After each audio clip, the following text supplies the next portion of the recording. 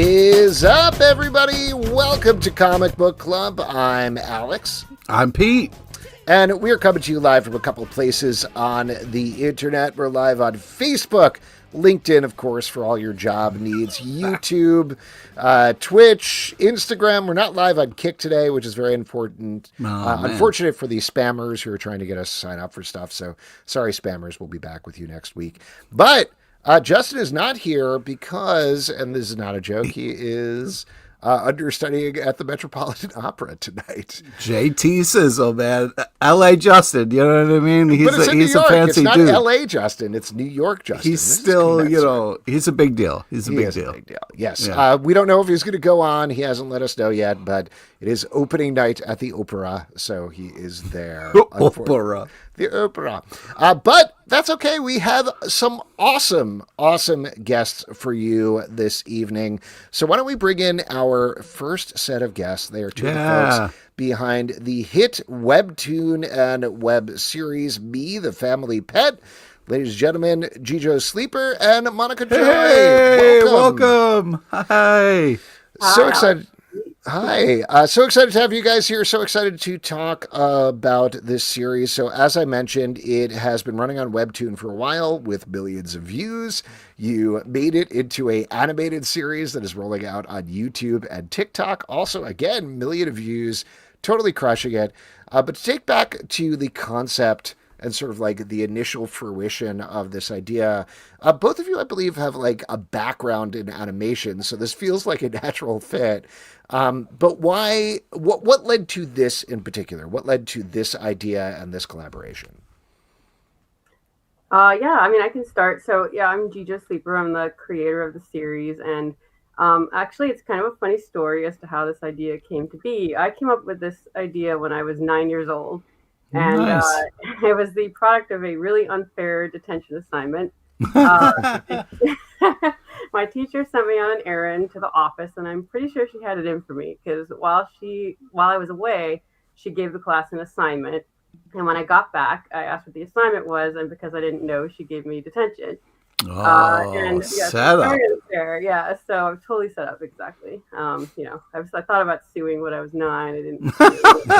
And so the detention assignment was to write a story about aliens, and I went home to complain to my mom because I wanted her to like call up school and fight on my behalf, and she was like, you know what, why don't you just blow them away with a really awesome story? And so I was like, Mom. Yeah, exactly, mom taking the higher road. Exactly. Yeah, so I said okay, so I sat down, and I actually still have the 2 books here. I filled up 2 books. Oh wow. And I created Sally, the family pet to a family of aliens. And, I held on to her for a really long time. I did show it to my teacher. She pretty much glanced at it and threw it, towards the trash. I managed to save it. But, yeah, not the most inspiring teacher. But, once in a while you get one of those. But the good news is I held on to the story idea. And many years later, I won't say how many because I don't want to age myself. But many years later, I blew the dust off it because I thought it would make a fun kind of Garfield-esque comic. And so I started storyboarding little comics about Sally the pet human in a very kind of Garfield style. Kind of like, what if a pet human was, kind of causing trouble and mischief in an alien family household? And it just started getting really popular on Instagram. And that's when I think I met Monica. And Monica, you can kind of take it from there if you like. Yeah, I fell in love with the same story. I thought it was amazing. Jijo and I were both tough, maybe trouble-causing little ladies. So I related to Sally very much. And I loved the webcomic. And then once we started talking about what it might become as a series, we stuck it out there on YouTube and TikTok. And a couple 100 million views later, here we are. Oh, amazing. That's pretty crazy. So I'm actually curious to take a step back and say why Webtoon and why approach it in this way. We've had a bunch of Webtoon creators on this show, and everybody always has a very different answer as to how they tackle the format. Like you said, you've got a little bit more of a Garfield sense. There's a multiple panel for anybody who's listening to the audio podcast later and not looking at it right now. You got a multi-panel strip going on and multiple chapters there. But why was this the right place to start? Yeah, as I said, it could have taken a lot of different forms, but because it started off as a Garfield inspired idea, I wanted something that was comic kind of related. And Webtoon is really great, I think, for getting comics out there. Hmm. You know, uh, I always kind of thought, like, how do I get this out to people? Because I work in the industry as my day job, and it's tough right now for new creators to get their ideas in front of people. And so I was trying Instagram, but Instagram is great, but it's not great for like linear storytelling Hmm. because it's hard to scroll all the way back and get to the beginning of the story. And what's wonderful about Webtoon is it's really set up for linear based storytelling. You can start at the beginning and you can just kind of click through all the comics, and so it seemed like definitely the best home for the series. So that's why I brought it to Webtoon. And I usually direct people to Webtoon as well as the best way to catch up on the whole story because there are 330 comics Right. right Yeah. now. So it's a lot for Instagram. But that's why I think Webtoon was a good fit for it. I mean, the other part of it is you have a pretty active fan base, at least that I could see on Webtoon, commenting constantly on every single strip, and that's a big part of it as well. Like, I think people look at Webtoon from the outside as like, oh yeah, they're putting up comics, but it's almost a social platform in a certain way. So, how do you embrace that? How do you use that? And does that direct your storytelling at all, or are you just sort of like taking the comments in, listening to them, and then pushing them to the side? That's a great question, and 100% it absolutely does direct my storytelling. I already know where this is going to go. Monica and I have a pitch Bible outlining Sally's story, and I don't want to give too much away, but there's a lot of twists and turns on her journey as she goes from being like a pet human to actually saving the universe. However, I do kind of look to my audience sometimes in terms of like what characters are most popular. Perfect example is I introduced a couple of characters recently that I was just like, oh, they're going to be a one-off, but they were so popular. I'll tell you, like they're basically a nerd. There's a nerd named Pandia in the series, and she's kind of a geek. But the joke is that her pet human is like this. He's like this goth metalhead, and so they're complete opposites, but at the same time, they both love metal music. So she's this geek scientist, but she listens to metal and she rocks out while she experiments with her human. And I just introduced them to kind of move the story along, but they became so popular that I was like, okay, I need to weave them into the story more permanently because people were, drawing fan art of them. And it was like, all right, I gotta.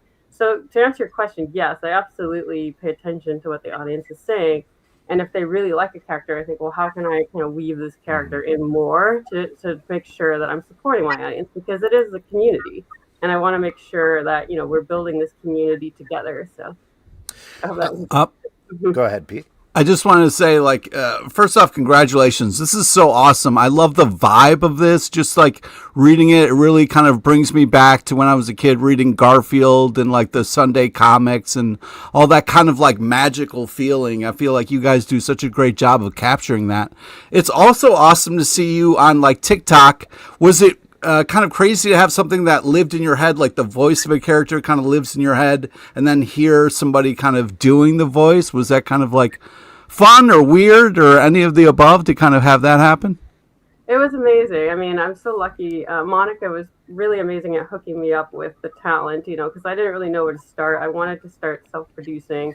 I didn't really want to wait around for a studio to pick it up because, Yeah. the industry's struggling right now. And we had to figure out how can we just start getting this out there because I do think that's the most important part of it, creating content is to just get something out there. And so Monica was great. She was, here's where you can go to find animators, here's where you can go to find voice actors. And I'm so blessed. We have an amazing voice talent team now, amazing animators. My husband does a couple of voices, which is really Oh, fun. nice. Yeah, and so and it was great because it was just such a fun way to breathe life into the comics and really show like this is what I was envisioning in my head when I storyboarded the comic. And now here it is, living on YouTube and TikTok, and you get to kind of see the gags play out and the beats and the timing, and it's fun. It's really fun to direct those little mini episodes. It's so interesting to hear you say that because I was going to ask about translating it from the web comic style to the animated style. So it sounds like from what you're saying, you already had it living in your head as the animation, and this is definitely the wrong word, but you almost like you reduced it down to those panels, to those stills, storyboarding it. So the animation is kind of like the final form in a certain way. Yeah, 100%. I work in animation, and so I've sort of been very familiar with the storyboarding process. And when I create my comics, I did it intentionally with 6 panels, always ending on either a joke or some kind of story. Especially as the series gets a little darker, the 6 panels will often end on something like a reveal or something dramatic. But it's very intentional in doing all of that, achieving all of that in 6 panels, because right now the idea is to produce these little mini shorts, and that's how people are consuming the content. Now, eventually, the goal is to bring it to a broader format, maybe a series format, and then the style would obviously change very much in order to fit that format. But right now, this is the way that we feel people are kind of consuming the content. So the comics are very deliberately styled to kind of meet those needs. And one Nice. other thing, I Mhm. believe you made a deal, you were saying, with U2s, which, if Mhm. people don't know, those are figurines. They're not Funko Pops. They have very different eyeballs. It's a totally different thing. I got one Um, right here, actually. do you Yeah, really? Ooh, fun. Get the yeah. toy. I probably shouldn't be Yes. revealing Oh this. my God. Oh, that's Yeah. Look awesome. at it. That's great. This My is the son is prototype. obsessed Yeah. with U2s. He's on the website like almost every single day, so I'll have to point him in the direction of these. But how did that deal come about? Because you don't normally like U2s, at least the way that I'm familiar with it through the expert, my son, is like, you have a Stranger Things, you have X-Men 97, whatever. So how did you end up getting hooked up with this deal? Yeah, YouTube's is amazing. Like they really keep their finger on the pulse of what people are consuming, and they reached out to me. I guess Wow. Oh, they wow. must scour the internet, I assume, to see what people are watching, what they're consuming, and I guess they've seen the numbers, and so they reached out asking if I was interested in licensing the content, and they were just so great to work with, like just really responsive and excited, and they have this down to a science in terms of how they create the prototypes and get the creators input, and just really awesome to work with. And so I don't know how much I can say on here because I know they have their marketing strategy, and I don't want to like get a step on any toes with that, Yeah. but Yeah. they have a whole drop coming up in January where these dolls will be available. And then, depending on how they sell, we might do some others as well. So it's been a really great partnership, and I feel really grateful that they reached out because they've been a pleasure to work with. Now, Nice. based on everything you're saying, it definitely seems like, of course, the animation is the goal. That's what you're looking to do. But just to get back to the comics for a second, do you see them getting collected in any way? I mean, I know when we're talking about like Sunday morning strips, the things that I always loved was sitting down with my collections of Calvins and Hobbes or Far Side or anything like that and just obsessing and poring over them. So, is there any thought towards that, or is the goal the animation at this point? Yeah, it's both, honestly. Like, I would love to do a series. I mean, that's kind of how I'm creating it, is to be a series. However, I would love to do a book. Right now we're in talks with some publishers, but nothing's come to fruition yet. But absolutely, I've been writing these as volumes. So Oh, there's like cool. a kind of a big twist at the end of each volume, with the kind of anticipation that each volume could also become a season. So they sort of align that way in terms of the storytelling. But we're looking for the right partner there. A lot of the publishers are looking for graphic novels now, and even though I completely understand that that's all the rage, and I get it, right now, I do think there's still an appetite for those Sunday funnies, as you were saying, those Sunday Mhm. comics, the Calvin and Hobbes style, and that's still the way that I've been boarding these. So I'm hoping that we do find the right partner and that we can get a couple books out because the audience Awesome. fans, they're all asking for it. So I'd love to be Yeah, able to deliver. we And really Monica might have some thoughts on that too. Yeah, we really want somebody to share our vision. We know where the story is going. We have all the seasons laid out. The plot is there. The narrative is very linear. So, as Gijo said, we're looking for a partner that's very special and wants to take the story where we want it to go alongside the community, not take it from its community, which is Mm. key. Yeah, definitely. This is all great, and the book is great. Yeah, Before we wrap up fantastic. here, obviously the thing to check out is Be the Family Pet, but just to give you another chance, is there anything else people should check out from you? Anything else you want to plug? Monica, anything you want to plug there? Oof, that's a great question. I didn't come prepared with that, I'll be honest. No, that's all right. It's just, where should people check you out socially? I guess. People can find me. I'm very active on LinkedIn, randomly enough. I do have my own studio, Monica Violet Joy Productions. We do a host of all different things and projects. You can find me there. I have several books and series myself, but right now, let's stick to Me, the Family Pet. That's why we're here. All right, Nice. great. And Gijo, same for you? Yeah, absolutely. If you're looking to get more into the series, I recommend starting on Webtoon, as you guys said. That's a really good way to catch up on the whole story. And then the animations are following the comic, but they're a few years behind. So you can watch all the animations.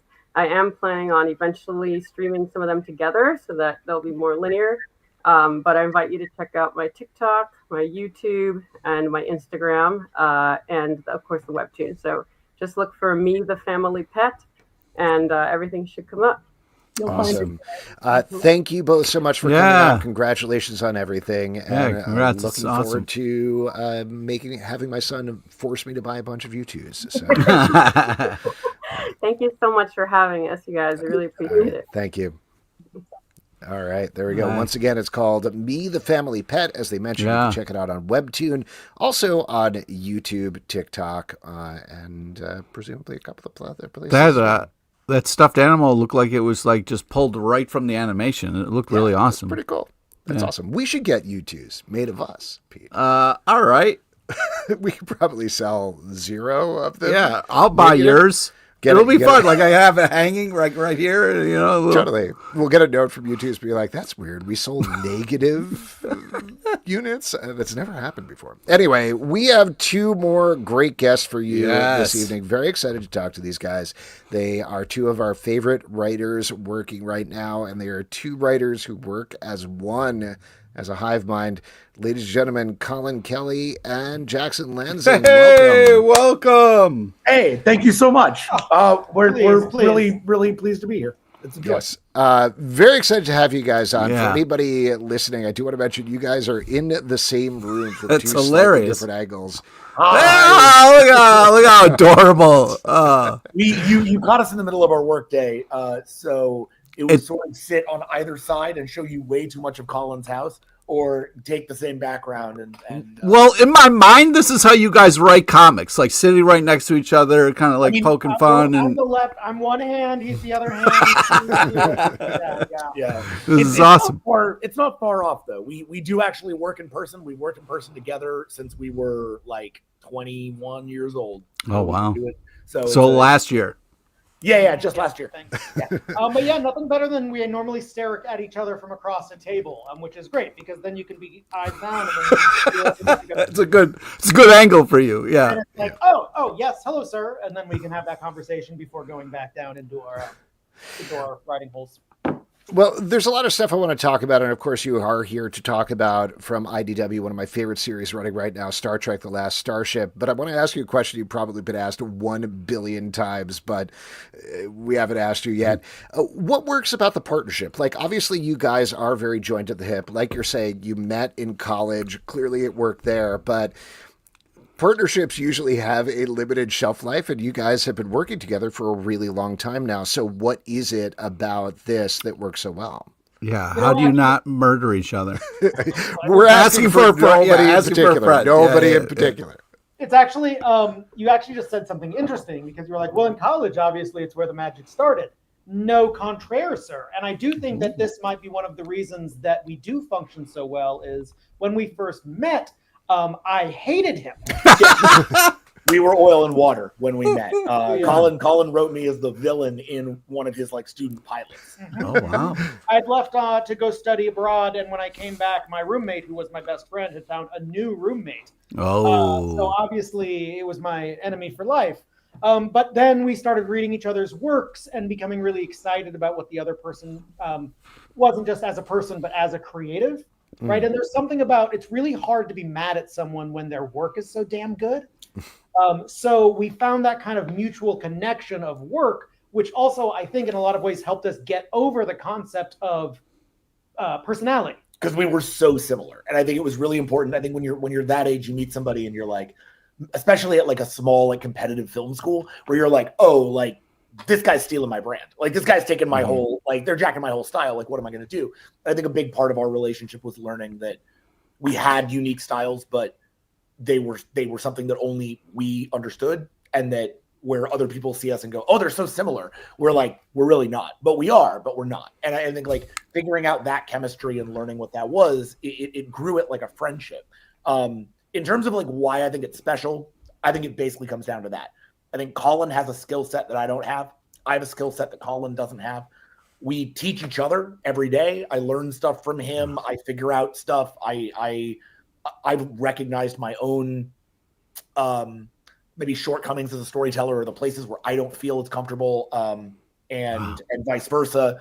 And we can kind of keep each other honest and keep each other growing and keep each other on a path that is very hard to walk. The sort of like long-standing, career as a fiction writer of any kind really can be a really taxing endeavor, especially if you have a family or you have other responsibilities or you like to enjoy your life in any way, shape, or form, slamming over a computer all day. And I think the two of us really help each other live the lives that we want to live, while also telling the stories that we love to tell. So beautiful. It's absolutely beautiful. I think that's why it works. And then why it's lasted longer than anybody else. I would go to, I asked this question of Akiva Schaffer from Lonely Island.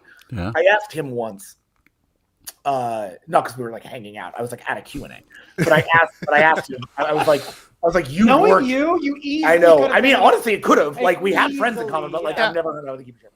But I asked him, you've worked with your high school best friends well into your adulthood. How do you keep it from blowing up? How do you keep that from being a limited partnership or something like that? And he was like, honestly, he was like, have you seen Pop Star? I was like, yeah. It's like, it's basically that. Just always be friends first. Like, talk honestly and earnestly first.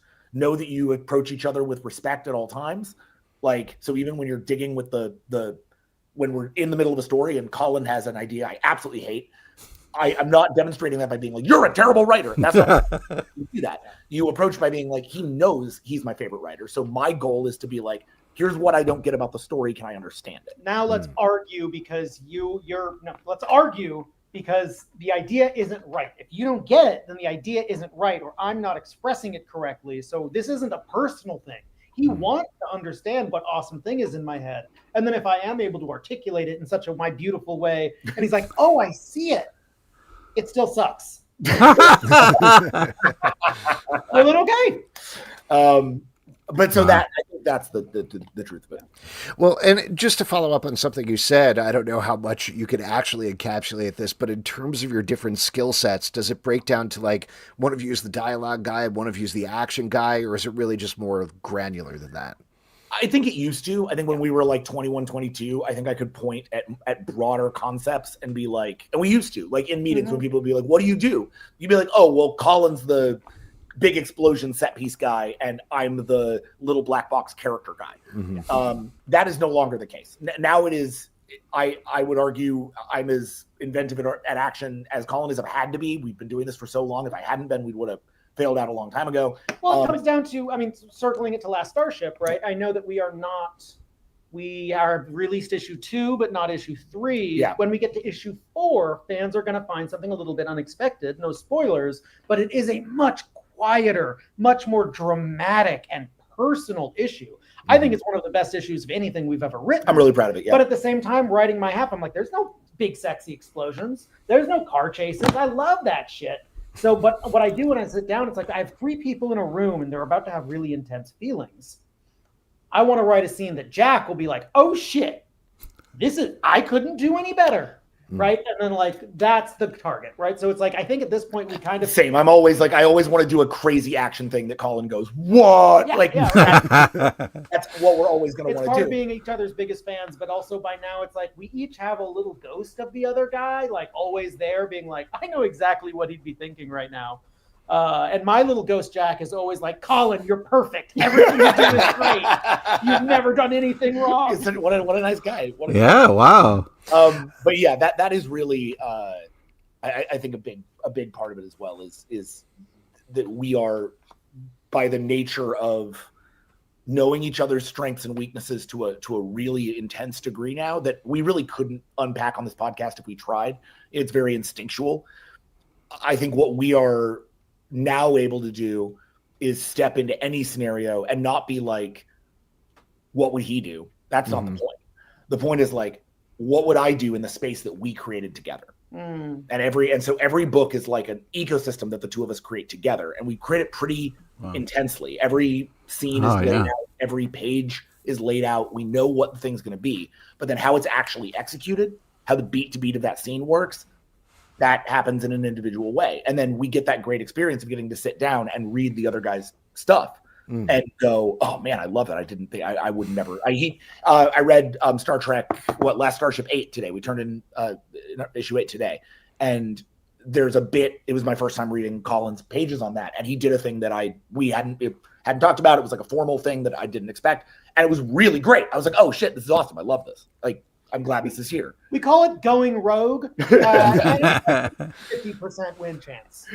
Yeah. Like, well, let's talk about Last Starship specifically for anybody who doesn't know, and I'm going to give a spoiler warning here because wild things just happened even in the first issue of this book. And as you noted, issue 3 is coming out on December 17th, so plenty of time to catch up. But the concepts that are going on here, first of all, you've got the burn, which is a period that was hinted at and like kind of very quickly shown in Star Trek Discovery, but not really touched on at all, where all the dilithium of the universe, or most of the dilithium of the universe, explodes. It hobbles Starfleet, it hobbles everybody. So uncharted territory there. You have this starship goes out with a couple of very surprising characters from other places in the continuity. And then not only that, they decide to resurrect in his prime Captain Kirk to be on the ship. So there's a lot going on just like in the setup of this book. Plus you've got Klingons, plus you've got new characters you've got to set up, plus you've got to kill them off and bring them back and all these things. So like, I mean, maybe I'm kind of like hitting the same drum over and over here, but given you've got all of these different big ideas jockeying, how do you make sure that's balanced and engaging in a first issue in particular? The first issue, I would actually argue, is easier than second. I think this is a thing I've really learned over time, is that a perfect issue 1, I think we've done it a few times. I'm really happy with some issue 1s. I think you unleash us on a good issue 1, we can do a great job. I think issue 2 is one of those things where it's like an endless horizon, and figuring out what of your things to pay off next, what thing to really focus on, how slow to take something out or how fast to accelerate it. That can really make or break a series. And especially in comics, where issue 2 is really, I think, in a lot of ways the test. People get in on issue 1 and they're like, okay, I'm in. And then if they read issue 2 and it disengages them, they're gone. And so it's so early. So I think part of what we try to do is always make sure that I guess a big part of it is leave good room for issue 2. The thing I keep saying about issue 1 of Last Starship is it's all table setting. All we're doing in Last Starship 1 is introducing you piece by piece to a whole bunch of different things that you, if you're not a Star Trek fan, don't know anything about. So let's pretend you don't know anything. Let's hope you don't know anything. I want people who don't read Star Trek comics or don't watch Star Trek to read this and watch this book. So let's imagine you don't know anything. You're going to read about Starfleet at its height. You're going to meet Captain Sato. You're going to encounter the burn. You're going to encounter what the Federation is and what Starfleet is in the aftermath of that. That's going to bring you to encountering his commanding officer and also the Borg. And then as you encounter the Borg through Agnes Jurati, who, again, you don't need to know who Agnes Jurati is. People who know Picard season 2 will see Agnes and go, what? But a new reader can just see a Borg queen who calls herself Agnes, which in and of itself should be weird enough, right? I had a friend text me being like, who's this Girardi Borg Queen you created? It's incredible. Right, And I was exactly. like, thank you. And that's the point. It's like we're not overburdening you with like, here's all the Star Trek knowledge you need. We're just telling you the story in order, bringing you up to speed with characters and showing you the coolest, most interesting, most badass versions of those characters. With sort of this like Star Trek definition of badass, and get you to a phase where I can show you the ship. And then once we've got the ship, now we just need to set up a threat. We get the Klingons there on the last page. It's all table setting. Issue 1 of Last Starship is like checking off all the things we need so that you can understand the story we're about to tell. And then I guess Kirk, right?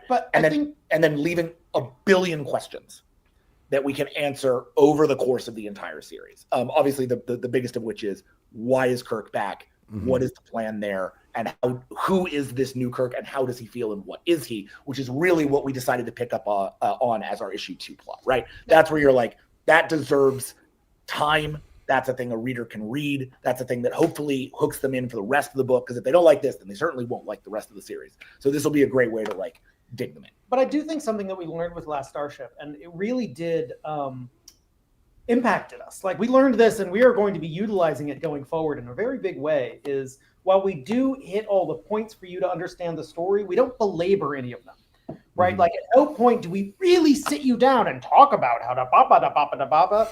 We're assuming that you either can figure it out or don't need to know. And not knowing is really exciting for an audience. And I think as younger writers or with certain other editors, that mystery can look like a flaw. Right? What if we lose what if the audience doesn't understand what's going on? It's like, well, then fucking strap in, baby.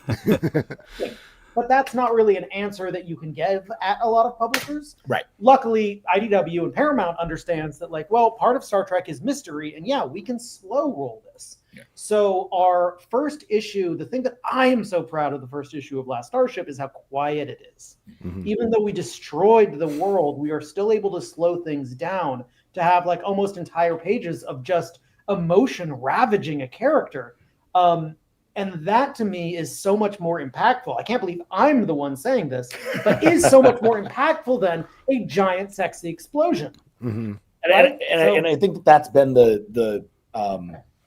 it's been the lovely thing about the ongoing work with Star Trek. Is I think they've learned to trust us on that kind of thing, and that we aren't sitting there constantly going, oh, well, we need to explain this. We need to explain this. I think one of the beautiful things about working with Heather Antos especially is that Heather's extremely knowledgeable about Star Trek, right? But she doesn't come to it like a fan does necessarily. Like, there are things that she is a fan of for sure, Beverly Crusher. But there are also places where she's like, make me care about this. Like, why am I reading this? Yeah. What is the point of this? What is that dynamic? And on Last Starship, that's so important because we're asking her to put herself into the head of a person who doesn't care about this at all, and who has to understand why they care about it from the actual content of the book. I do want to bring up a comment here on YouTube because I believe your artist, Adrian Bonilla at Adrian Bonilla Comics, says it's great for me too. Oh, I get to invent lots of new things for the Trek universe, and the art on this book is fantastic as well. So yeah, Adrian is here. Weapon.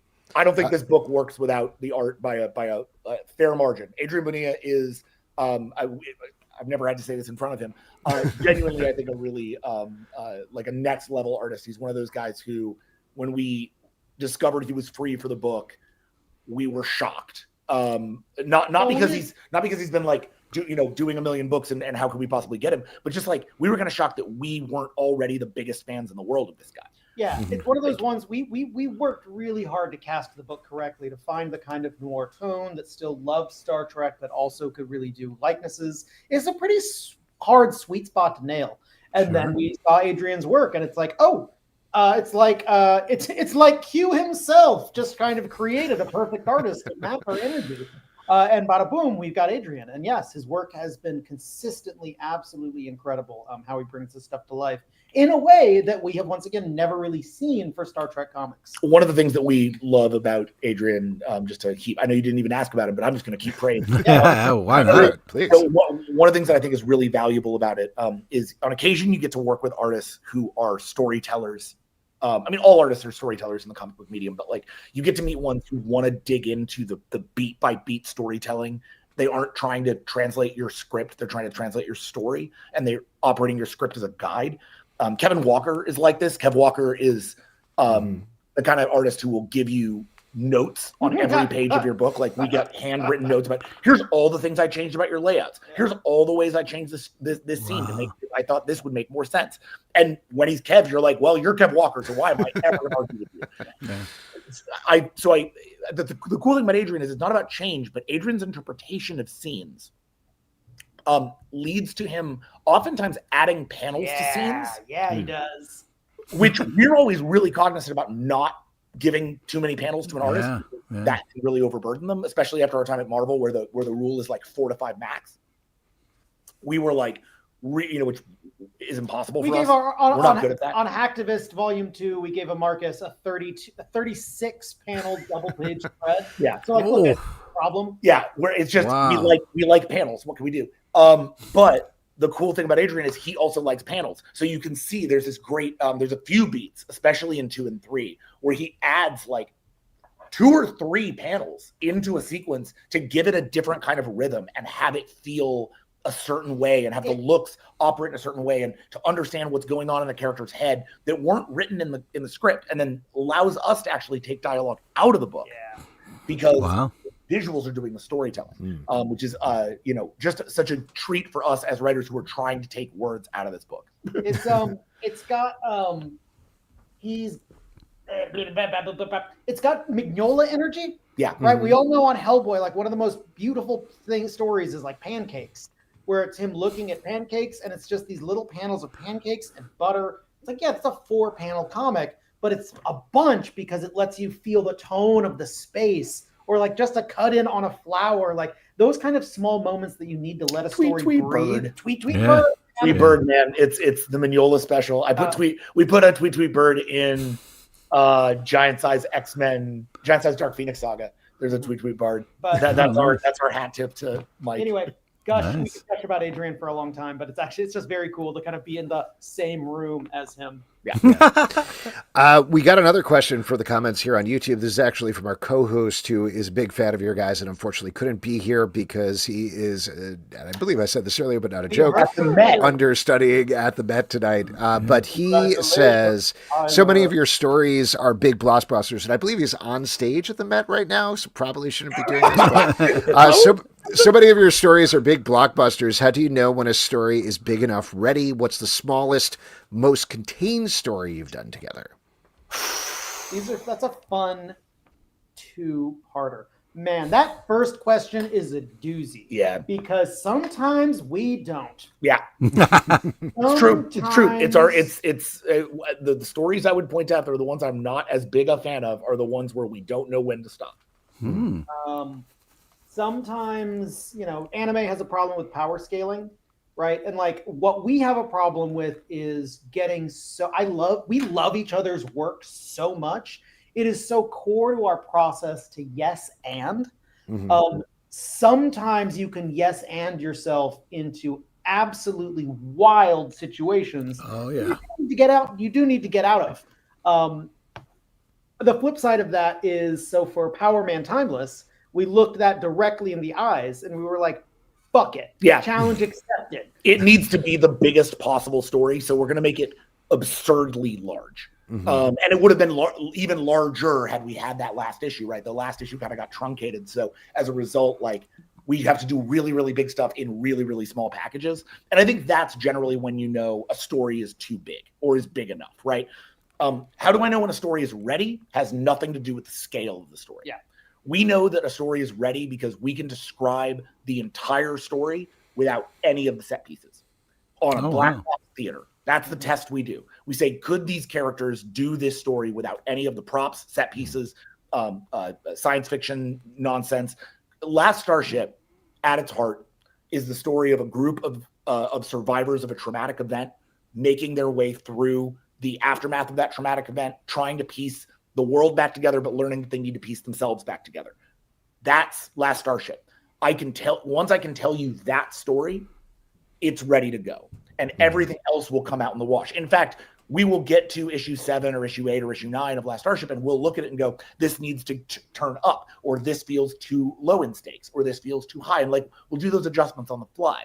But the thing we will absolutely know before we go into any large scale story is where it is going and how it is going there. It's one of the reasons why superhero comics can be kind of tough for us, actually, because some characters aren't allowed to arc, or it's harder for them to arc, or frankly, just readers don't want them to arc. There's a lot of characters you kind of want them to just be like icons. Yeah. And we're pretty bad at static icons. We don't really do that. Maybe it's because we come from Hollywood where that's sort of verboten, or maybe it's because we just are, Aristotle pilled. I don't know, like, but we Bendis pilled. We're definitely Bendis pilled. Right? But like, I think we really like change over time. We like evolving characters. It's why, like, my proudest work, I think, and the most intimate thing we did in comics was Bucky Barnes over the course of the whole Revolution saga. Is a pretty intimate look at a guy dealing with trauma and guilt, primarily guilt, and recognizing what his guilt and legacy mean in terms of those frameworks. Smallest story. I got a cheat. Yeah. Well, was our Batwoman?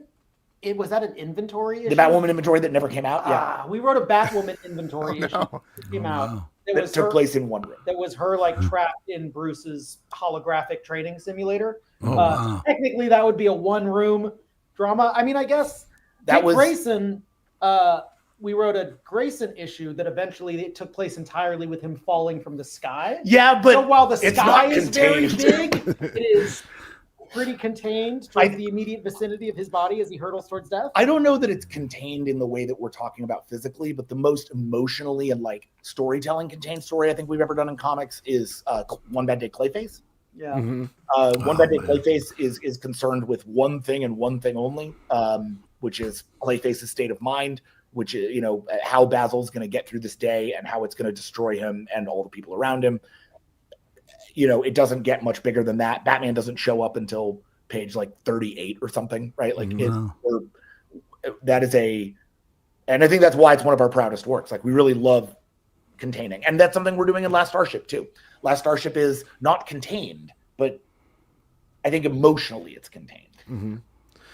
Why we're just kind of next 6. As soon as we're done with this interview, I'm going over to my shelf of all of our books, which is right over there, and I'm gonna mind's eye my way through everything we've ever written and find like what story has the smallest geographical footprint.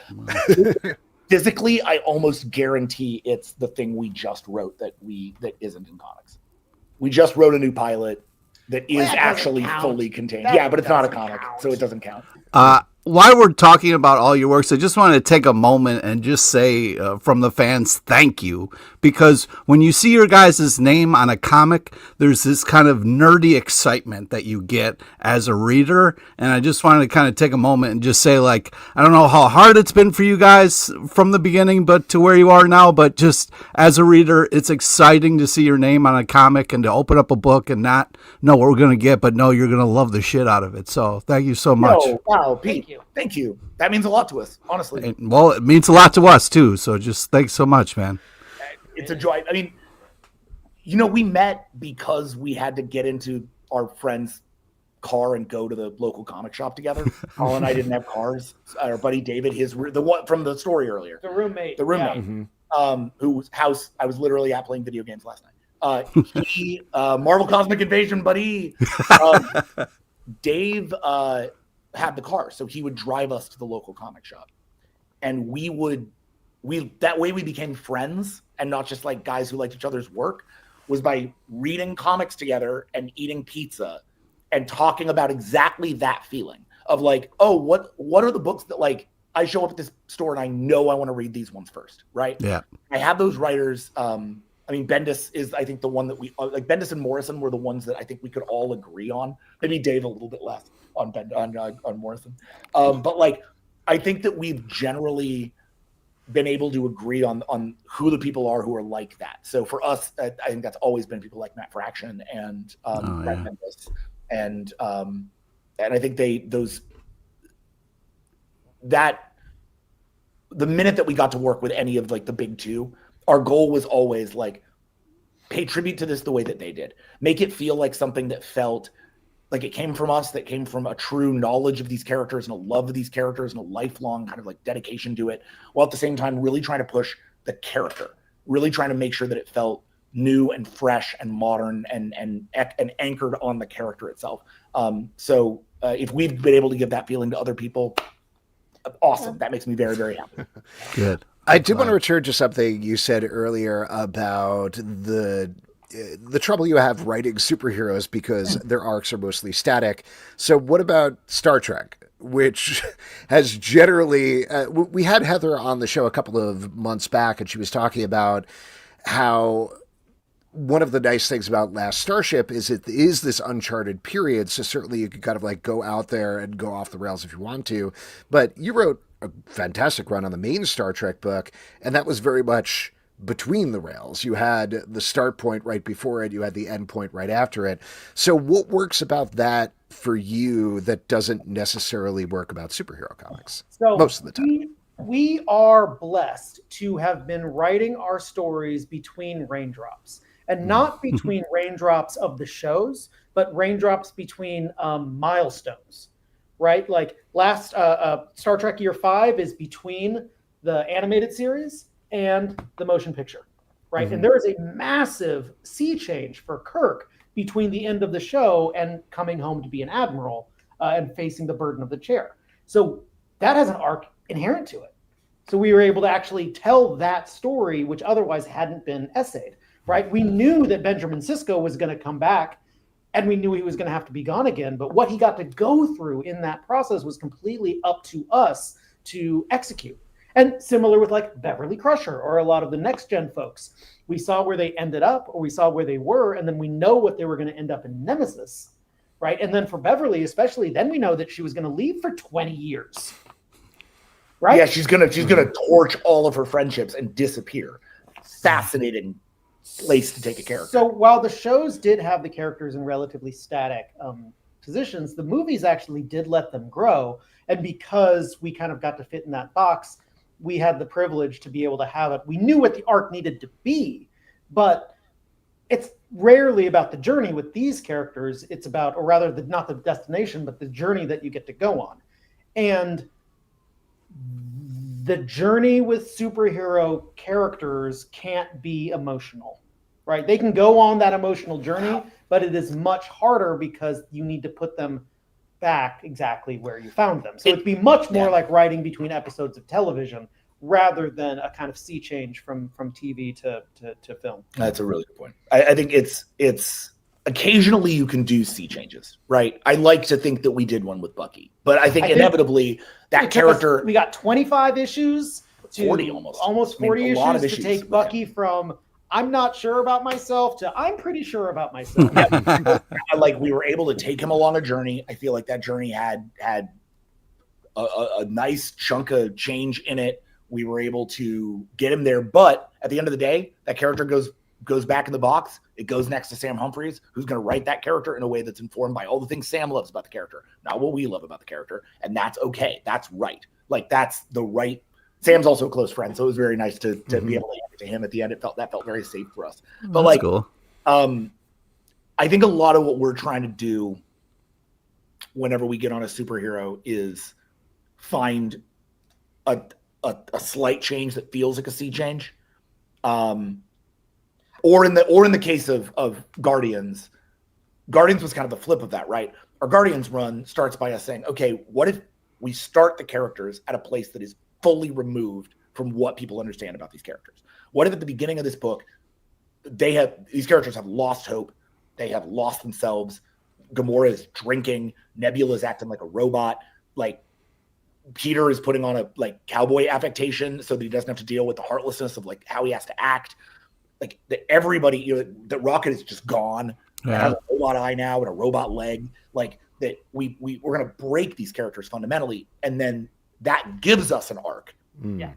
So that over the course of that series, from Groot Fall to Groot Rise, which is itself an arc, we're going to take you on the journey of these characters, recognizing and reappropriating their heroism and their hope, and reuniting with all of the Guardians that they've lost, all the people who were so mad at us for killing, who were just there at the end waiting for the arc to be done, right? Yeah. Because I'm never gonna. And I think we can't kill all the Guardians of the Galaxy.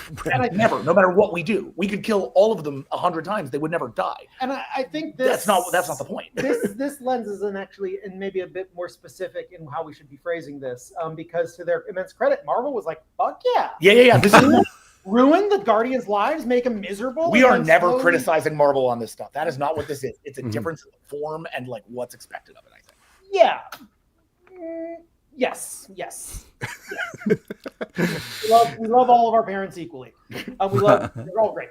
But what sucked about Guardians is the love you all. I'm sure none of you on the internet, especially you, Stray Bullet, great Guardian run. We appreciate you. Appreciate you. Not everyone agreed. Yeah, we got a lot of hate for that. Really? Oh man, it was such a fun. Oh, I loved it. Thank you. Thank you.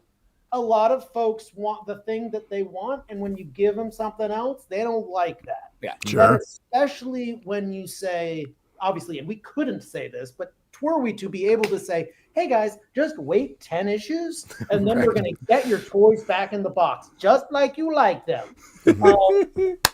That's not something that works. And Yeah. I think it's not that we don't like, it's not that we don't enjoy writing superhero comics, because we fucking love them. Very much do. It's a blast. Superhero comic fans make the process, can make the experience less savory. Well, what about, I'm just curious to keep pressing on this a little bit. What about something like Outsiders? Like, I love that run, but you've got two characters that I think aren't used as much, like Batwoman and Luke Fox are in there. Which was the original brief. Can you guys give us something with Luke Fox and Batwoman? That was the entire intention of that. Was let's take these two characters that they can't figure out how to. I mean, they're very open about, like, they couldn't really figure out how to make them sell. They wanted them on different teams. They wanted to do different things. They came to us. They gave us almost 6 months to think about like what we wanted to do with them and how we team them up, and pitched a lot of different versions just between the two of us. But it wasn't until we hit upon the planetary framework, right? Mm-hmm. Spoiler alert for anybody who didn't read Outsiders, but the book's been out now, so too late. Surprise! It's a stealth sequel to Planetary, and it's a planetary about Planetary. Mm-hmm. The thing we loved about, like, that book meant a lot to us. I deeply love Planetary. It is one of the greatest pieces of comics fiction it is one of our true shared Bibles. Yeah, I will go back to it forever. I love it deeply. So to not pay tribute to it would have been silly, I think. To pay tribute to it was, of course, hubris, but that's why we're here in comics. You aren't brave. What are you doing here? Like, break the toys, have fun. These things are so much more powerful than you. You can't overpower them. So have fun with them and make them into something. I think the cool thing about Outsiders with the fan base for me was that at the time, I had a lot of Luke Fox fans coming to me and saying, I'm so happy to see Luke getting respect in a book and getting to do something. And I had a lot of Batwoman fans. There were Batwoman fans who hated what we did, but there were some Batwoman fans who came to me and said, look, they're giving her a spotlight to actually do stuff. Like in the Batman Mind Palace issue, we get into a whole thing about like what Batwoman means inside of that mythos. Like, we're really giving this character some props, and we're trying to move her towards an interesting space. And then you would be like, yeah, have you read Planetary? And they'd be like, what is that? Then think we sold more issues of Planetary than we did of Outsiders, for sure. Like, we want this. Go get Planetary. Go get the omnibus, and then come back to us. Yeah, but then That's when amazing. people would show up at our booth and talk to us about it at cons, but now especially, what happens is people who are big Planetary fans come and go, I can't believe you did this. This is so cool. How did you get them to let you do this? How did this happen? This feels like a miracle. And like, that kind of thing feels great. So like, my counter argument to, I understand what Colin's saying about like working inside of any fandom. The fandom can make that tough because if you listen to the voices that are drawn negative at you, and certain fan bases, like the X-Men fan base, for instance, plug their negativity pretty high. So it's hard not to hear it. That can be weathering on people who don't have as thick skin as maybe others. What are you saying? Oh no! No, No, Colin! No. Well, wait, just to bring it back to Star Trek then for Yeah. a second. You may be aware there's some not great people in the Star Trek fan base. I've never heard that. Never once. Which is almost like antithetical to what Star How Trek is dare you. supposed to be about. What has your experience been like on this? That one is, I think, very easy. Honestly, that you can just tune that out. Okay. Colin and I always say, like, if you don't get Star Trek and you're a Star Trek fan, like, then cool. Like, I don't owe you anything, because at its fundamental core, unlike almost anything else, Star Trek is about some stuff.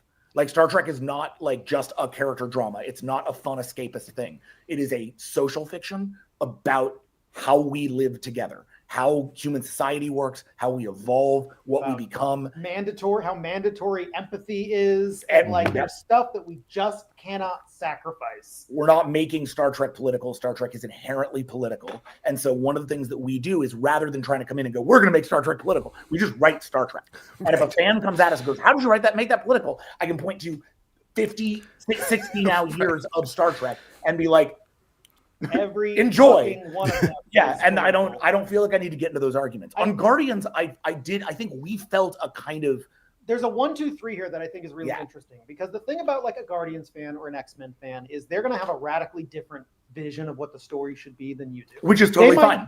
They might love what you're doing, but what's in their head that they want isn't any less valid than what's in your head. And that can really fuck with you if someone's like, I love this and you've done me dirty. And it's like, well, fuck. I love that you love this, so I do want it. I wish we could have found a middle ground. Yeah, I get very sad when like if a Star-Lord fan read issue 3 of our Guardians of the Galaxy, which is sort of our like Star-Lord issue. If they read that issue and they walked away and said, I didn't like that, I'd be sad. Because I think that issue is a great piece of Peter Quill content, and that's a Peter Quill story we worked hard on, and you want somebody to like that. Of course you do. But with Outsiders, if people are like, I don't really get it, you're like, okay, bye, Felicia. But if they want Planetary, you're like, you're a real head, man. I do not need 10,000. I don't need the numbers. This book is not for everyone. It is an incredible 12-issue experiment for it turns out, I thought it would be everybody. 11 issues. I thought everyone loved Planetary, but it turns out that is a relatively narrow slice of the comics buying population. Yeah, we were shocked. It's for you. You're the guys. And then in Star Trek, it's really easy because you either get it or you don't, right? And it's like, I think people who get Star Trek love what we do because they understand that we get Star Trek. We are them, and we are just trying to tell these incredible stories. If you're going to finger wag at Star Trek because like how you get political or what, I don't even know the kind of logical hoops you need to jump through to kind of defend that stance. To me, it's kind of like, oh, we're kind of in Wackadoo Town, and I wish you luck in your tinfoil hat. I think Star Trek is it's been a wonderful place for us to play, and now as we've been able to step back from superhero comics for a minute, which is a very sort of like intentional move by us to be like, we want to do like one book, you know what I mean? We want to get to that stage, and we said we're gonna step back. We're just gonna do Last Starship. We're gonna take everything we've learned in superhero comics, everything we learned on Star Trek, everything we've learned elsewhere. We've been story leads on a video game for the last like 4 years. We have a lot of like learnings. We wanted to bring that all to something that was as close to something we created as we've done in a long time. And Last Starship was the effort to say, what if we built something that was just for us, and then people will show up or they won't. And it was a big gamble. I think that's the big thing, is that for us, all these other things, NYX, as much as it seems like a gamble, people will pick it up. It's an X-Men book. Like NYX, only lasted 10 issues at Marvel, but it was in the top 10 sellers every week it came out. Like it's not like that you aren't doing a successful book. It's just that the metric for success at Marvel and DC is extremely high. Yeah. With Star Trek, we know what these books sell. We manage that. We know what we know what we think the sort of cap is. Great. Let's try to blow that open. Let's see if we can invite new fans in. This isn't about getting Star Trek fans on board. This is about getting every person that we've met at Marvel and DC who came to us and said, I'm just not a Star Trek person, which you hear all the time. All the time you hear this. Anybody who reads, who loves Outsiders or loves this or loves that, you say, well, have you read Star Trek? That's the one that's got like the Eisner novels. And they'll be like, I'm not a Star Trek guy. He was like, I want to make a book for them. We're going to make a book that's targeted right at them and tells them you can be a Star Trek person. Here's all the cool things about Star Trek, all packed into one book. You're going to find something to love in here the same way that we did. Without lying about what Star Trek is. Yeah. Right. This isn't, we're not giving you a gunslinging action adventure and calling it Star Trek, right? Yeah. Which I think is just one of the things that I'm so proud of us for, pat ourselves on the back. Like, we're giving you hallways and carpets, right? We are carpeted hallways, baby. And it is gripping, if I can once again pat ourselves on the back. I appreciate you. That's what Star Trek really needs to be, is like, can it be done in a black box? Yeah. Right? Can it be done in a carpeted hallway? And if it can, then you got yourself a Star Trek. Yeah. And the fact that people have shown up for it, that fans have been reading it, that the reviews have been what they have been, that the sales have been what they have been, the fact that we're at second printing for issue 1, all of these things are like, to me, are a really great renewal of that love of fandom, right? Across the board. That's some of our Marvel fans, that's some of our DC fans, that's some of our Star Trek fans, that's new a lot fans. Of people who have no idea. People who have no idea who we are, who are picking it up because they read about it somewhere, they saw this interview. People who are coming in on this book are making their own little like Last Starship community, and that to me is extremely like special. That's something we haven't really had before, and it's been a joy to get to be involved in that and sort of see that start to build. Awesome. I did want to ask you about something that is off from comics, but you have a movie that you wrote called Synthetic that I believe is in post-production. Given that you started this journey at film school and now you have this film potentially coming out at some point soon, how does that feel? Good, I imagine. Yeah, it feels good, my friend. Yeah, it's without being able to say too much, or like, we're going to save this for the DVD commentary. What a long journey, right? Nothing in this town gets made easy, and the longer the process takes, the harder it actually is going to become to actually make something. This town loves talking about making things and then actually making nothing. Yeah. The director and kind of producer on the project, Oliver Ridge, fought tooth and nail every step of the way for years. We wrote this movie almost 6 years ago. And he is a man who is, one of his specific superpowers is finding money. So when he there's no money, things are bad. Yeah. And yet he never gave up. He kept pushing this project. Once Charlie Cox got involved, things really started hitting the road. And Charlie was like kind of our like number one for this role. It was wild that we got him. We effectively wrote the part for him.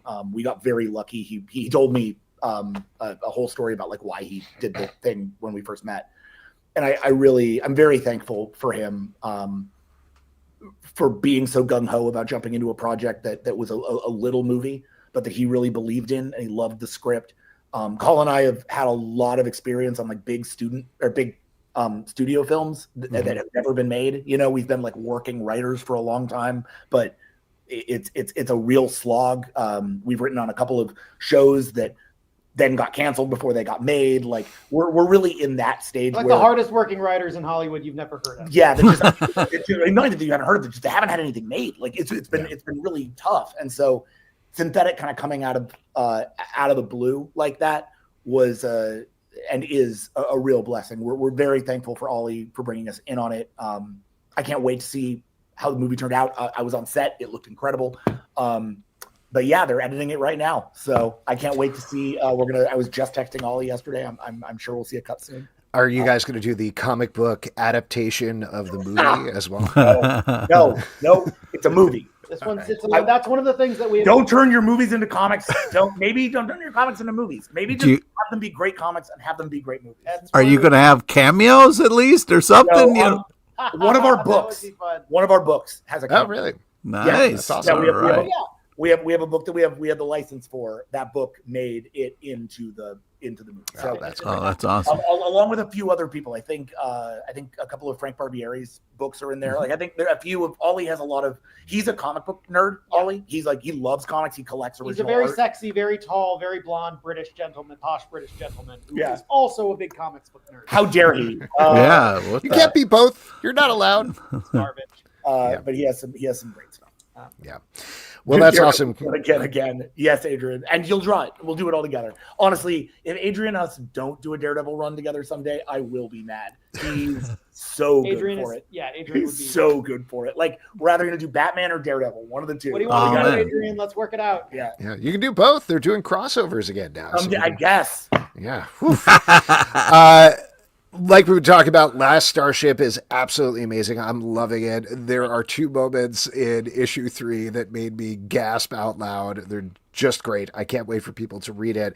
Before I let you go, though, obviously this is the thing. This is the thing that you're working on. And like you said, you're really focusing on this. But is there anything else you want to plug? Anything else people should be checking out or looking forward to? Well, I mean, we just got done talking about Synthetic, which is great. We can't tell you when that'll come out or how, but it will at some point. Colin and I are the currently. He's going to the bookshelf. I love it. Colin and I are the are 2 of 3 writers. I'm the head writer. We have Colin and then Jody Hauser on a video game project called March of Giants. March is a sort of League of Legends competitor that'll be launching later. It's not out yet. We just did our closed alpha, so I can't really plug that anymore. But it's a original IP, like a story universe that we all created together alongside this incredible team at Montreal Games. I can't wait for people to see what this thing is going to be. It's I think going to be really special, and it's been a joy. So keep an eye out for March of Giants. Maybe put it on your Steam wish list. That's probably the best thing you do. It's free to play, so you're not even spending money. All right, that one's an easy move from me.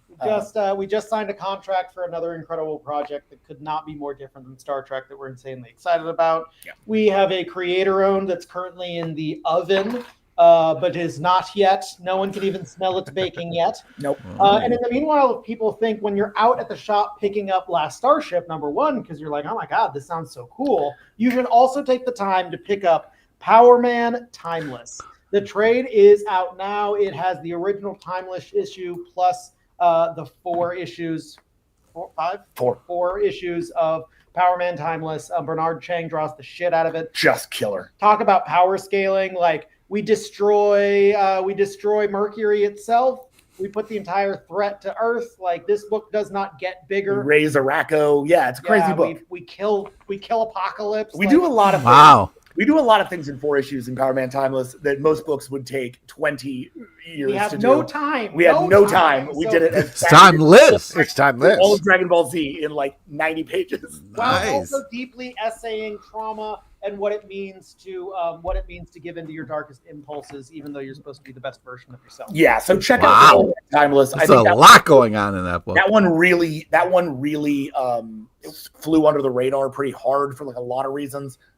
Would really recommend you guys check that one out and trade. I think it's we're really proud of it. And honestly, just Bernard's work as an artist is next level. So. Yeah, strip all the Power Man out of it, and you end up with just Luke Cage in a black box. Once again, right? That's the story that works, and then we put all of the incredible goop on it. Awesome. Guys, thank you so much for coming on. Congratulations on everything. Can't wait for everybody to read Last Starship, play the game, see the movie, everything that's coming out. Thank you so much. Yeah. Thank you so much. Really appreciate it. Congrats on everything. All right. Thanks, guys. Thank you, Pete. Thank you, Alex. Okay, there we go. Once again, Star Trek, The Last Starship #3 is coming out December 17th from IDW. Definitely check it out. It is biznonkers. That's a real word and everything. And you can get caught up. The 2 issues are on stands now. And like they said, for real, I know it's hard for me to distance myself as a hardcore Star Trek fan, but it's very engaging. And it takes these wild ideas that from a lot of other places in the Star Trek universe maybe shouldn't work, but they absolutely do in this book. So highly recommend it. Awesome. Yeah. And folks, we're going to move on with our next section, which is my favorite section because you all make it up. It is your audience questions. All right. And for audience questions, all you got to do is drop a question in the comments and we'll get to it. It can be about absolutely anything. And Pete, what you drinking tonight? Oh, I don't have a garage, but I got the beer. You know what I mean? Excellent. Glad to hear it. I'm drinking water just to help there. And we've got a special guest. Oh my God. Coming in live from Matt. Hey! Live from the Met. I can hear the music. Justin Tyler, welcome. I'm in the cover room here. Usually it is full of people. Oh, you're kind of breaking up a little bit. Is that the opera getting? Yeah, it's the end of the tour. Okay, we can barely hear you. Yeah. Because the opera is so loud. Or your Oh, hold on. microphone sounds like it's underneath your Or shirt. you're or something. whispering. Or maybe, you know what? Route it through the Here we go. Metropolitan Here we Opera go. System sound system and see. Oh, there we go. Now it works. Hey, yeah, I'm Hey. here. Usually this room is full of other people, but they're not here, so I don't know what's happening. But Oh, I get man. to talk to you guys. Great interview. Hey, how's it going? How's the show going? Yeah. Are Good. you on It stage? started a little late. No. I only go on if the other guy doesn't show up, so that's okay. So But I do other know guys my showed up. lines. He's here. He's out Okay. there. I just have to wait until. And the Zen man, can we get a quick aria? I do not sing. I play a detective who is not nice. That's I it. see. Yeah.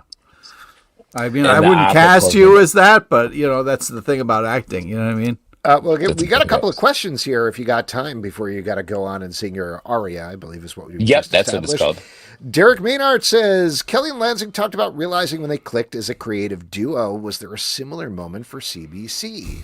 We're hoping to have that. Yeah. Okay. We're very close, I feel Fingers like. crossed. Yeah. No, I don't know. Do you guys remember, like, when do you feel like it clicked? I have a weird moment where Yeah. we had many meetings in New York City where we kind of pitched us two shows and two companies. And for me, it clicked when they were like, what's your guys' deal? And we just, me and Justin got into an argument on the spot, and then Zelbin had to try to like calm us down. And that was a fun, for me, I was like, yeah, we've got it down to a science. Like we can kind of go into bits and kind of go into, so for me, that was when I was like, oh yeah, we can turn this on and off. Leave it for you to say that it was an argument that got us on the same page. Yep. Yeah. Yeah, I don't know. I feel like we had that first meeting and started getting into the show. I think it was like probably when we've said this a million times, but we had 3 shows that we did before the holidays, went away, and they were like fine attendance. They were not sparsely attended, but like totally fine for a Tuesday night. Then we came back after the holidays completely packed to the gills, and it was comic book fans because I think by that point it had been written up in the New York Times or something like that. And I think that we were able to transition from we're just doing a show on a regular Tuesday night at the Pit to something a little bigger than that. That certainly felt to me like, oh, okay, we can do this. We can keep doing this. We will never stop doing this. We will do this until one of us dies. Schreikler says, what are your co-host skill sets that you don't have? Well, Pete knows how to use the nunchucks, and I just do not. So that's one. Noon I'm learning. chakras, I'm self-taught. learning. I'm trying to take Pete's spot. Ugh. I I don't know. don't know. Is this an opportunity to big up each other? Justin has to go. I was he's about gotta to go on compliment him, stage. but I guess Yeah. I I won't. can't compliment you guys. I have to get out of here. It's like, I don't want to do this. I'm leaving. Yeah. No, I don't know. I will say that I think Justin, I tend to prep a lot for interviews, and Justin is better at being conversational in them. So he usually is better at that part of the interview, I think. Yeah, the improv background, I think, is what helps him kind of be I in the have a moment. sketch background. I got to write it out in Yeah, advance. you got to write it out. Yeah. I always say Alex is the smart one, and then me and JT just kind of have fun during the show. So Well, also, I couldn't possibly do trivia, Pete. So well, you would probably do real trivia, which nobody you wants. couldn't make me do trivia. You could not. I could not. You've do done it in my absence, so don't. Yeah. Eric Don't act MCI like- says, question, do you sip or suck soup? Great question. Oh no! Don't do it. Don't. Sip?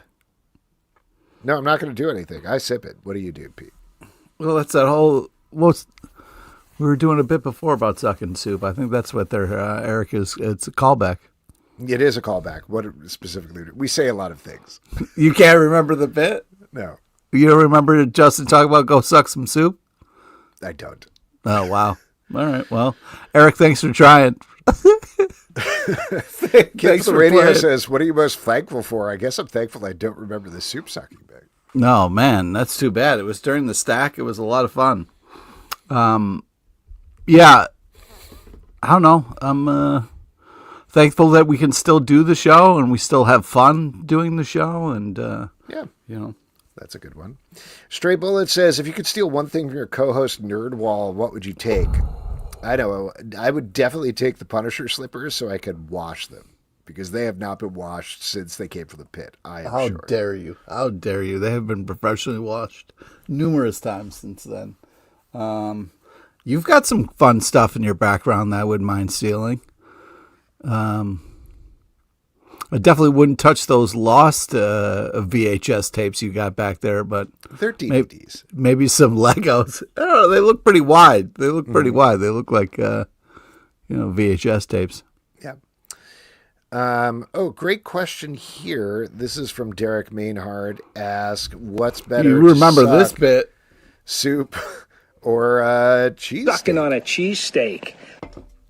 Sucking on a cheesesteak. Sucking on a cheesesteak. I wish you wouldn't. All right. Great. And then here's a nice one to end on. Stanley says, what is your favorite weather and season? Oof. I'll go fall. I don't like being hot. I would rather be cold. Fall's perfect. Yeah. 55 degrees, 55 degrees, so you can wear a jacket. Yeah. But not too cold. I need a hoodie. Mm-hmm. Oh, yeah. That's nice.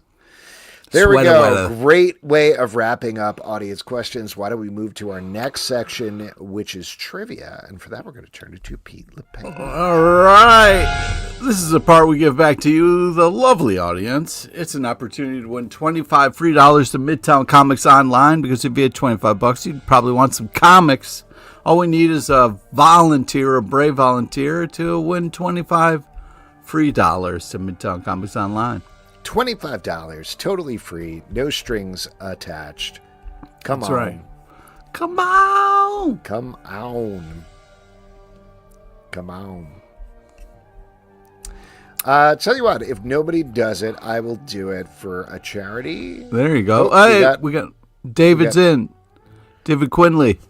Yeah, wait, no, we have the Greater Good came in first. Oh, man. And this was exactly what I was going to do it for. The Greater Good 42 says, I'll do it. Donate to Hero Initiative. Absolutely. Let's do that. It is Giving Tuesday, so we got to do that. I believe Amber mentioned that earlier. Yeah, shout out Sandra Love. Play trivia. If you lose, we will not donate $25 to the Hero Initiative. I'm kidding. Of course we will. Okay, good. Yes. All right, take it away, Pete.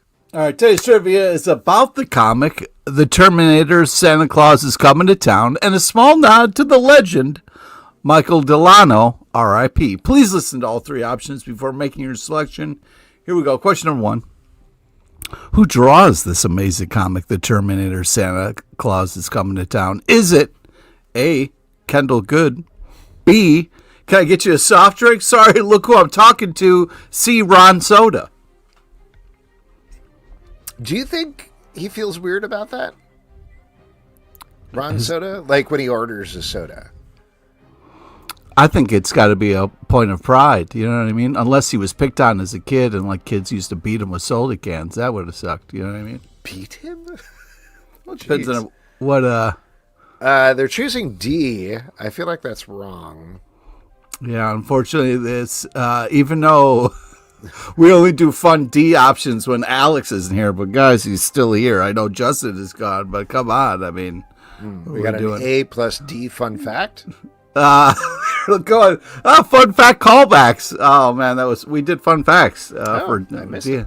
Yeah, you weren't here, but it was a good time. Yeah, A is correct. Okay, great. Let's get the next one. Question number 2. Spoilers, but this amazing comic is hilarious. Who does Terminator dress up as? Is it A, Santa, B, reverse it and add an S, and you are the smartest, stretchiest man ever, bruh? C, Richard Reed. Have a D Alex challenge. Ooh. What does that mean? Well, that's also a callback to when you weren't around. Do I need to come up with a fun fact? Is that? If you want to. People love a fun fact. All right. I'll try to think about one for the next one. I wasn't prepared this time. Oh, wow. Yeah. It was, what was Justin's fun fact? Oh, he won an award for his pilot. Oh, a fun fact about yourself. That's right. Oh, I see. A Satan? Or Santa, but close, and we'll give it to you. You can see how those get confused. I believe that's a Jack Black movie reference there. Last one, question number 3. There is fun one-liners in this fantastic comic. Which line is from the comic? Is it A, Happy Holidays, bitch? B, if this is your real name, what's your poor name? C, Dick Steele. Dick Steele. Where do you find these guys? It's right there in the IMDb notes. You know what I mean? You gotta see these wonderful toys. Right? I got to ask for an impression. So yeah. No, Derek Mainhart, please. Can we just go one show where we don't see that stupid picture, please? Which stupid picture? Come on, man. Don't make me cover my This one? So dumb. The real picture of me with my real abs. I hope someday KJ Appa sees you on the street and beats your ass, man. Here's the thing. KJ Appa, I don't know him personally, but he would love this. I don't think he would. I think that would. that man earned those abs, and you're trying to take credit for them. First of all, he'd be like, "That's so weird. Those are your real abs, and they look exactly like mine." No, he wouldn't say that because that's his abs. I don't know, not yours. KJ Appa has created this whole other personality called Mr. Fantasy, who is a musical artist. He performed in the Macy's Thanksgiving Day Parade. You got to read these things. We're on an audio podcast, Pete. You got to just cycle through comments. Sometimes it's better if you check out the video. You know what I mean? Jeez. God. I'm sure he said A at some point. Congratulations. Shoot us an email. We will donate in your name to the Hero Initiative, or I'll just do that after we end up recording here. In the meantime, what was your secret movie? What was your secret of course, we were talking about the 2001 hit Ocean's 11. Great. As we all know, there are more than 11 comic books coming out tomorrow. Pete, what are you looking forward to that's going to be in stores? I cannot wait for Wednesday to talk about some amazing comics. Yeah, and of course you haven't read these, so... I haven't. I'm just excited for them. Specific ones. Something is Killing the Children, number 45. I mean, this story has been solid. I cannot wait for this new issue. I love the art. I love the whole tone. It's been really badass and fantastic. Speaking of badass, Birds of Prey number 28. I mean, we've had like giant gargoyle Barda. It's been amazing. The art is amazeballs. I look forward to every issue when I hear it's coming out. This has just been hitting above its weight class. And of course, it's all be anything I was going to say, but of course I'm going to say that Terminator, Santa Claus is Coming to Town. What doesn't sound fun about this comic? I mean, even you're looking forward to it. Come on. Even me, and I'm a real Grinch, if you will. Yeah. I am looking forward to Giant Size Criminal. Number 1 is coming out from Image Comics. This is a new story from Ed Brubaker and Sean Phillips, and that is always a good time. Also, looking forward to the return of Inferno Girl Red. That was a fun Massiverse title, and that's coming back tomorrow with Volume 2, number 1, and Hulk Smash Everything, number 1 from Marvel. Ryan North doing, as far as I've heard, a bunch of ridiculous smash 'em ups, with the Hulk. In the first issue, I believe he takes on dinosaurs. Later on, he's going to be taking on a black hole to give you an idea of that sort of thing. And these sort of he's going to win, dude. I think he's going to win. I think he will. He will. But I can't wait for all of those. And all of those are going to be in our Stack podcast. It comes out Wednesday, 9 a.m., both of the Stack feed and the Comic Book Club feed. And folks, that is it for this week's show. A couple of people we want to thank. We want to thank Monica Joy and Gijo Sleeper for coming on to talk about Me, the Family Pet. You can check that out on Webtoon, TikTok, or YouTube. Colin Kelly and Jackson Lanzing for talking about IDW's Star Trek The Last Starship. Issue number 3 is coming out December 17th from IDW. Definitely check it out. Great series, as well as everything else that they've been doing. Next week on the show, Kenny Porter and Mike Becker are going to be here to talk about the new Space Age from Mad Cave Studios. Yeah. And Rodney Barnes will be here to talk about Crownsville. Back on the show, so that should be exciting. Comic Book Club News, our daily news show. Check it out every day of the week, Monday through Friday. Patreon.com/Comic Book Club. Support the show and get ad-free versions of all of our podcasts. Don't forget to subscribe on Apple, Android, Spotify, or the app of your choice. Comic Book Club on Blue Sky. Comic Book Club Live on Instagram, TikTok, and Threads. ComicBookClubLive.com for this podcast and many more. Until next time, we'll see you at the Comic Book Club. Thank you. Take care of yourself out there. So grab your written hammer, don't be late for it, 'cause their girlfriends can barely tolerate it. Comic Book Club, Comic Book Club, Comic